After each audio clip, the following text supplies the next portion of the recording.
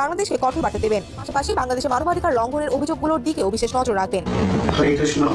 সুপ্রিয় দেশবাসী এবং সমস্ত সনাতন ধর্মাবলম্বী আমার প্রিয় ভাই এবং বোনেরা, আমার বক্তব্য প্রকাশ করতে চাই।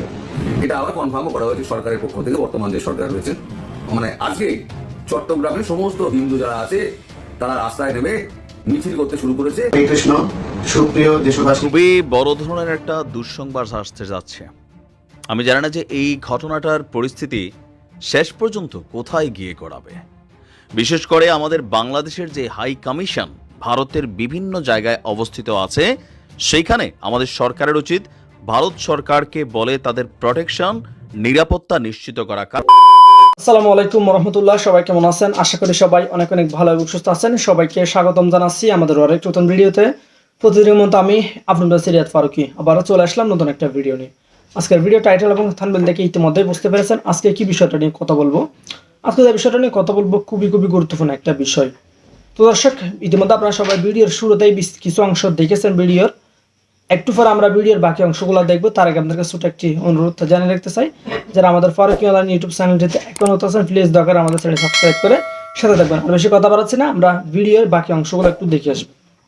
ট্রাম্প বাংলাদেশকে কঠোর বার্তা দেবেন, পাশাপাশি বাংলাদেশে মানবাধিকার লঙ্ঘনের অভিযোগগুলোর দিকেও বিশেষ নজর রাখবেন। হরে কৃষ্ণ। সুপ্রিয় দেশবাসী এবং সমস্ত সনাতন ধর্মাবলম্বী আমার প্রিয় ভাই এবং বোনেরা, আমার বক্তব্য প্রকাশ করতে চাই। এটা আবার কনফার্মও করা হয়েছে সরকারের পক্ষ থেকে। বর্তমান যে সরকার রয়েছে, মানে আজকে চট্টগ্রামের সমস্ত হিন্দু যারা আছে তারা রাস্তায় নেমে মিছিল করতে শুরু করেছে। হরে কৃষ্ণ। সুপ্রিয় দেশবাসী এবং সমস্ত সনাতন ধর্মাবলম্বী আমার প্রিয় ভাই এবং বোনেরা, আমার প্রিয় মায়েরা, উদ্দেশ্যে আমি আমার বক্তব্য প্রকাশ করতে চাই। আমার বিরুদ্ধে রাষ্ট্রদ্রোহ মামলা করা হয়েছে, যে জাতীয় পতাকা অবমাননা মামলাতে কোতোয়ালি থানায় একটি রাষ্ট্রদ্রোহ মামলা প্রদান করা হয়েছে এবং সেই মামলায় আমি সহ শ্রীপাদ লীলারাজ গোড্ডাস ব্রহ্মচারী প্রভু সহ প্রায় 17-18 জনকে আসামি করা হয়েছে, অজ্ঞাতনামাকে দেওয়া হয়েছে। আমরা বিগত 5ই আগস্টের পরে সনাতনী জনগোষ্ঠীর উপর অবর্ণনীয় অত্যাচার প্রতিরোধ করার জন্য এবং রাষ্ট্রের স্থিতিশীলতা আনয়ন করার জন্য সনাতনীদের আত্মপীড়িত স্মৃতিকে ব্যবহার করে কেউ যাতে এই আন্দোলনকে ভিন্ন খাতে প্রবাহিত করতে না পারে, সেজন্য আমি সহ সমস্ত সাধু সন্তরা আমরা মাঠে নেমেছি এবং সুশৃঙ্খলভাবে আমাদের মৌলিক বেঁচে থাকার তাগিদ 8 দফা দাবির উপর ভিত্তি করে আধারিত করে আমরা এই আন্দোলন অব্যাহত রেখেছি। এবং বিগত 25 তারিখ অক্টোবর শুক্রবার আপনাদের সকলের সহযোগিতায় প্রশাসন এবং সমস্ত সেনাবাহিনী এজেন্সি এবং সর্বস্তরের মানুষের সহযোগিতায় স্মরণকালে সর্ববৃহৎ একটি প্রতিবাদ সভা চট্টগ্রাম লালদিঘি ময়দানে অনুষ্ঠিত হয়। তো এই আন্দোলন এবং বিভাগীয় শহরসমূহে যে আমাদের আন্দোলন এবং জেলা উপজেলা পর্যায়ে যে আন্দোলনের কর্মসূচি বা গ্রাউন্ড মার্চের কর্মসূচি, কোনো কর্মসূচি রাষ্ট্রের বিরুদ্ধে না, কোনো সরকারের বিরুদ্ধে না এবং কোনো অবস্থায় এটি কোনো রাজনৈতিক দলের পক্ষে নয় এবং কোনো রাজনৈতিক দলের বিপক্ষেও নয়। মানুষের অস্তিত্ব অধিকার আন্দোলনকে ভিন্ন খাতে প্রবাহিত করে রাষ্ট্রযন্ত্রের একটা ভাবমূর্তি ক্ষুণ্ণ করার জন্য একটা দুষ্ট মহল এই প্রক্রিয়ার সঙ্গে যুক্ত হয়ে দেশের সামগ্রিক প্রগতি, সহাবস্থান, গণতন্ত্রকে বিনষ্ট করার প্রয়াস করছে। এবং আমরা আশা করেছিলাম বিশ্বজয়ী নোবেল বিজয়ী এবং বিশ্ব নাগরিক আমাদের চট্টগ্রামের গৌরব ডক্টর মোহাম্মদ ইউনূস সহ আমাদের যতগুলি আমাদের এই উপদেষ্টা মণ্ডলী রয়েছে, রাজনৈতিক দলগুলি রয়েছে, যারা রাষ্ট্র সংস্কার করে সকলের সমতা বিধানের জন্য নিরলস পরিশ্রম করছে, সেই পরিশ্রমের অংশ হিসেবে আমরাও গণতান্ত্রিক শক্তির অংশরূপে সনাতনীরাও সহাবস্থান নিশ্চিত করার জন্য এবং সাম্প্রদায়িক গোষ্ঠীর এই মনোভাব প্রতিহত করার জন্য আন্দোলন করছিলাম।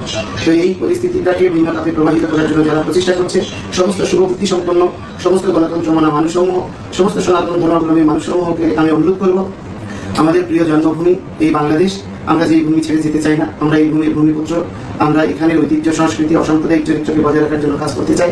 এই স্থিতিকে সংরক্ষণ করার জন্য আপনারা সকলে যার যার অবস্থান থেকে সহযোগ প্রদান করবেন এবং এই আন্দোলনকে সুশৃঙ্খলভাবে আমাদের 8 দফা প্রতিষ্ঠার আন্দোলনকে অব্যাহত রাখবেন। এবং সনাতনী সমস্ত জনগোষ্ঠীর কাছে অনুরোধ করব, যে কোনো সময় আমাকে হয়তো গ্রেপ্তার করা হতে পারে, আপনারা ঐক্যবদ্ধভাবে এই আন্দোলনকে অব্যাহত রাখবেন। এটা এবং আমাদের প্রিয় জন্মভূমি, আমাদের দেশের সরকার সবার পাশে দাঁড়িয়ে একটি মৌলিক সকলের সহাবস্থানযোগ্য গণতান্ত্রিক রাষ্ট্র বিনির্মাণের জন্য সহযোগ প্রদান করবেন এবং মুক্ত স্বাধীনতার স্বাদ যাতে সবাই লাভ করতে পারে সেজন্য সবাই যত্নবান হবেন, এই প্রার্থনা আপনাদের কাছে রাখছি।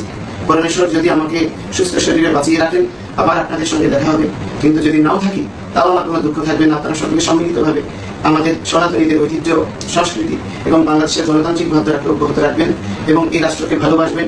এই দেশের সুখ এবং ঐতিহ্য সারা পৃথিবীর মানুষের কাছে যাতে বরণীয় আদর্শনীয় হয়, তার জন্য যত্নবান হবেন। হরে কৃষ্ণ। শুভ। নমস্কার, আমি তরুণ ঘোষ। আজকে দুপুরবেলা ঢাকা বিমানবন্দর থেকে প্রভু চিন্ময় দাসকে ডিবি পুলিশ অ্যারেস্ট করেছে। এটা আবার কনফার্মও করা হয়েছে সরকারের পক্ষ থেকে, বর্তমান যে সরকার রয়েছে। তো এইটা প্রতিবাদ করার মানে স্বরূপ সাধারণভাবেই আজকে চট্টগ্রামে সমস্ত হিন্দু যারা আছে তারা রাস্তায় নেমে মিছিল করতে শুরু করেছে। এবার বাকি যে জায়গাগুলো আছে কাল সকালের থেকে আরম্ভ করে সব শুরু হয়ে যাবে, হই হই করে রাস্তায় নেমে পড়বে। ডক্টর ইউনূস, আপনি পচা শামুকে পাতও কাটলেনি।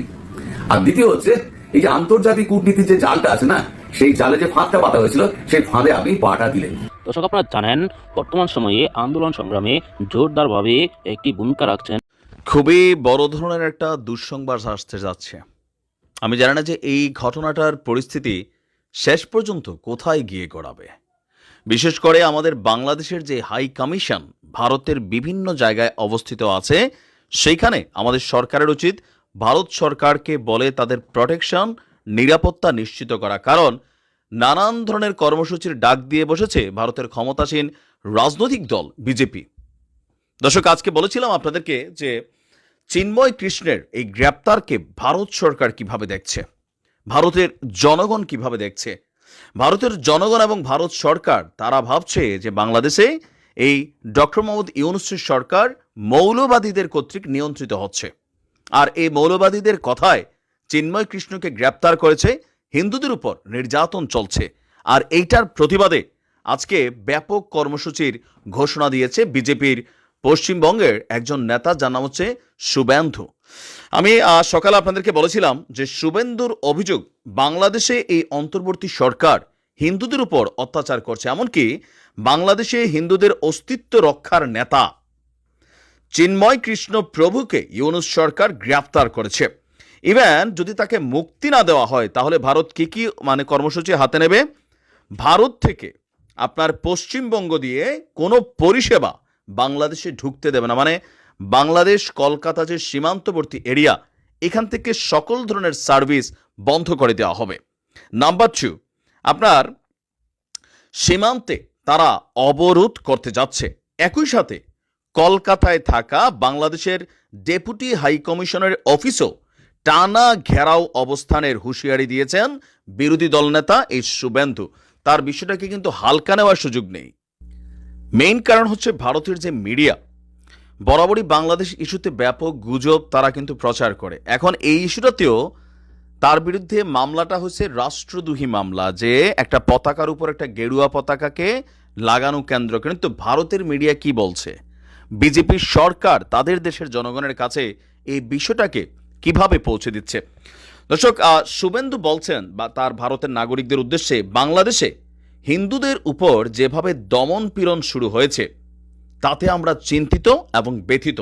এই জিনিস আর বরদাস্ত করা হবে না। চিন্ময় দাসকে গ্রেপ্তারের জন্য তারা সরকারের নিন্দা করার পাশাপাশি 24 ঘন্টা তারাও সেখান থেকে আলটিমেটাম দিচ্ছেন যে চিন্ময় দাসকে মুক্ত করতে হবে বা মুক্তি দিতে হবে। কিন্তু বর্তমানে আজকে আমরা দেখেছি বাংলাদেশ থেকে কিছুক্ষণ আগে আমি আপনাদেরকে নিউজটা দিয়েছি যে তার জামিন নামঞ্জুর করে তাকে কারাগারে প্রেরণ করা হয়েছে।